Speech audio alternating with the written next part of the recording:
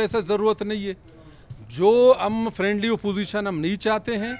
हम हाँ, हमने पहले भी कहा है कि अगर गवर्नमेंट सही काम करेंगे हम असेंबली फोरम में उसका तारीफ करेंगे। अगर गवर्नमेंट गलत काम करेंगे हम उसको मुआफ तो नहीं करेंगे। थोड़ी खुदा न खास्ता हम उसके मोहताज हैं। सुने, चीफ मिनिस्टर है, हर कोई अपने इलाके में उसको ले जा सकता है, उसके जलसे उसको ले जा सकता है अपने इलाके के लिए कि हमारे इलाके में डेवलपमेंट काम नहीं हुआ है। चीफ मिनिस्टर है, खाली अपना डेरा बूटी का नहीं है, वो पूरा ओवरऑल पूरा बलूचिस्तान का नुमाइंदा है। हर किसी अवामी नुमाइंदे का हक बनता है कि चीफ मिनिस्टर को अपने हल्के में ले जाए कि मेरे हल्के में कम्युनिकेशन नहीं है, मेरे हल्कों में हेल्थ निज़ाम नहीं है, एजुकेशन नहीं है, उसका हक बनता है।